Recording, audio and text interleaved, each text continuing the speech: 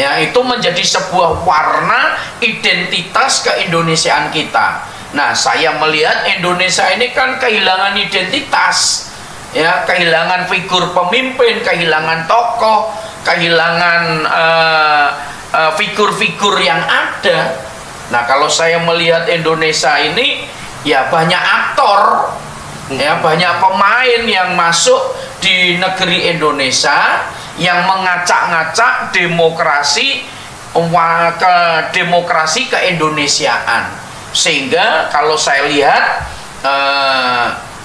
orang-orang yang ada duduk di dalam pemerintahan, yang ada di demokrasi politik Indonesia atau panggung politik Indonesia ini, ya ilmu dari luar yang dibawa, ya bukan ilmu yang otodidak atau ilmu sejati, ya kan.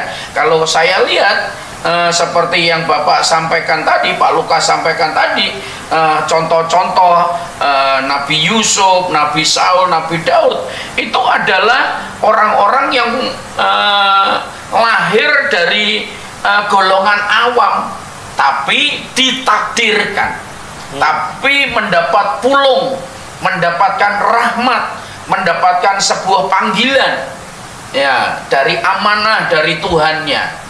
Ya, karena itu, ya, orang Kristen menurut saya yang mengerti kondisi situasi politik Indonesia, demokrasi Indonesia, nah kita harus masuk, kita harus memberi warna demokrasi yang kita bawa, politik yang kita bawa, politik kebenaran, ya, politik yang sejati, bukan politik untuk menjatuhkan lawan, tapi politik yang benar, justru politik yang mengajak untuk membangun bangsa, membangun masyarakat, membangun rakyat, kesejahteraan, keamanan khususnya. Seperti itu. Jadi saran saya, pesan saya, ya saya setuju saja. Kira-kira seperti itu, Pak Lukas. Orang Kristen boleh berpolitik, ya. Dan sekarang waktunya kita anak-anak Tuhan itu dimunculkan dalam dunia politik. Terima kasih Bapak Gembala sudah memberikan banyak informasi dan pandangan, bisa merubah mindset kita bersama untuk kita nggak anti. Orang Kristen nggak anti dalam politik gitu. Nah, untuk pesan-pesan Bapak di statement terakhir ini kepada pendengar dan semua yang melihat video ini, terutama kepada anak Tuhan yang ada di bangsa Indonesia, pesan-pesannya akan seperti apa, Pak? Iya, terima kasih.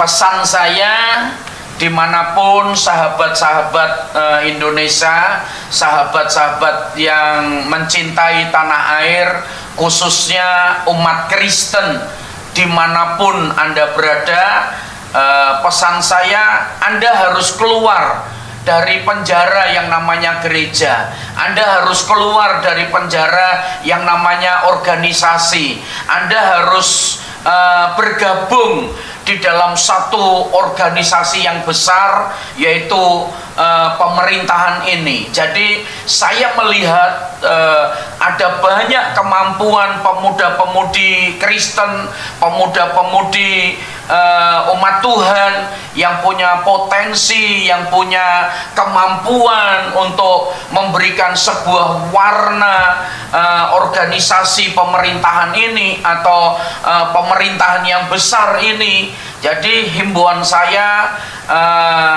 mengajak, mari kita keluar dari lingkungan empat sudut, lingkungan kalangan sendiri, ya. Jangan sembunyi di balik gedung gereja, jangan sembunyi di dalam kata ibadah, atau jangan sembunyi dalam pengayoman kekristenan, ya. Kita harus terbuka seperti perintah Tuhan.